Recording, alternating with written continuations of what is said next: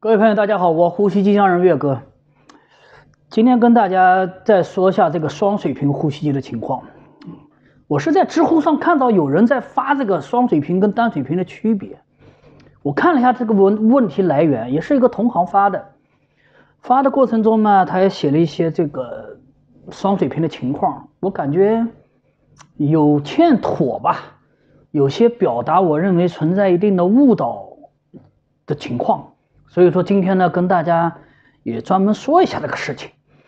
我们其实是在2016年开始在上面写知乎的，当时那个知乎上面的情况其实是很混乱，也是很乱。有人也写了呼吸机，但写的都是我认为水平太差，所以说后来我们就知乎上写了很多专业的回答跟回复。那个时候是确实真的有人去知乎上去提问，遇到问题去提问的。那现在成了什么情况呢？是某些商家在上面去提问，然后再自问自答，然后再把人吸引过来看，现在成了这种情况了。反正我们是没有这么搞过，因为我觉得也没有那个必要。那这个双水平呼吸机我们回来嘛，他就说双水平为什么比单水平呼吸机要舒服？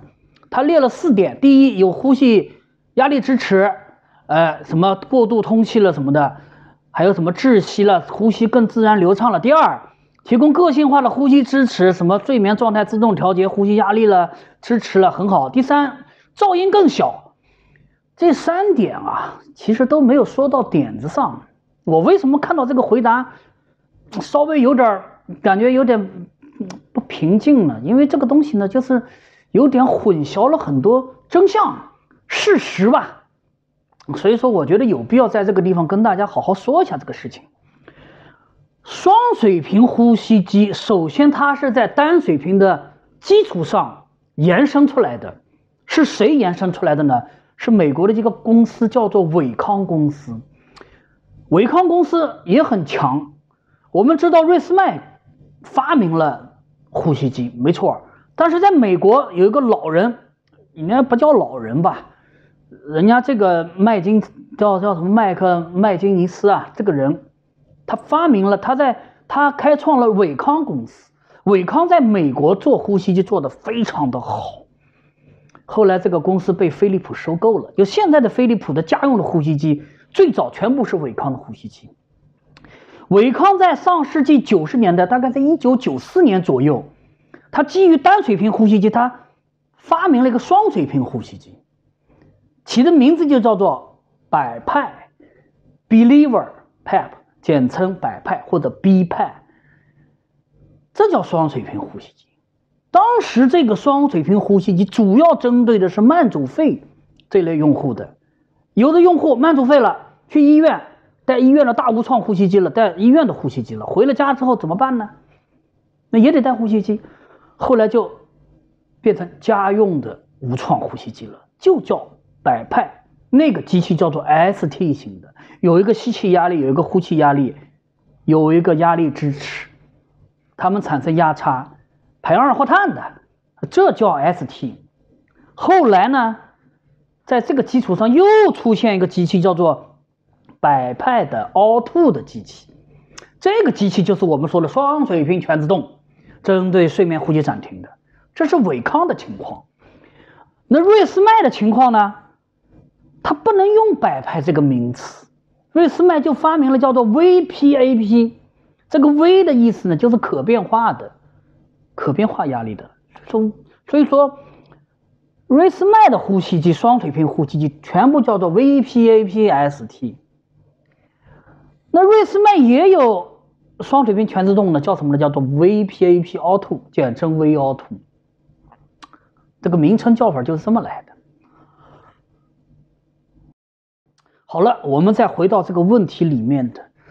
双水平呼吸机提供了具有更多的压力支持，呼气更自然流畅，什么窒息了，过度通气了，这段话实际上就混淆了2类呼吸机啦，把2类呼吸机给混在一起了。首先，呼吸流畅不流畅不是双水平就一定流畅，单水平也很流畅，对不对？它不是这么说的。过度通气这个地方呢，这是 ST 型呼吸机的范畴，不是睡眠呼吸暂停的问题。所以说，这个自问自答的这种情况啊，大家一定要注意，把这些信息啊给混在一起了，你搞不明白到底是怎么回事儿。还有第二点说的什么呼吸压力支持，是呼吸机有压力支持，但是这个压力支持在 ST 型的呼吸机，针对慢阻肺的患者的这类呼吸机里面的意义是比较重大的，很有意义。这个压力支持决定产生排出二氧化碳的情况，这个跟你睡眠呼吸暂停，说实话关系是不大的。我自己带呼吸机的过程中，我把压力支持调到最大，瑞思迈是10，飞利浦最大是8，都不用调到10，调到6，那个压力说实话我都有点吹得我都肚子都胀气放屁还多了，吹得我都怀疑人生了。这个压力支持不是一个太重要的东西，不能这么说的。还有说双水平呼吸机噪音更小，这个就更没法说了。首先机器的噪音大小它取决于电机怎么样，然后还取决于机器的压力怎么样。那双水平机器在后半夜的工作过程中，工作压力是很大的。比如说确实是一个慢阻肺的患者，那他可能白天带呼吸机，这个机器声音都很大。说实话，双水平 ST 型的机器声音是不会小的。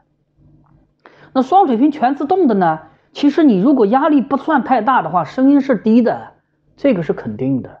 但是双水平呼吸机对电机的要求比较高，因为它有一个刹车的动作，这个刹车动作更明显，特别是双水平 ST 型的呼吸机。那这个问题跟他的回答呢，跟他的表达呢，其实是把两种类型的呼吸机跟两种不同的疾病给混在一起说了。这个大家一定要注意。现在的信息啊是很多的，但是并不代表你找到有效的信息就很容易。我经常讲，互联网时代，先问是不是真不真假不假，然后再看这个东西行不行。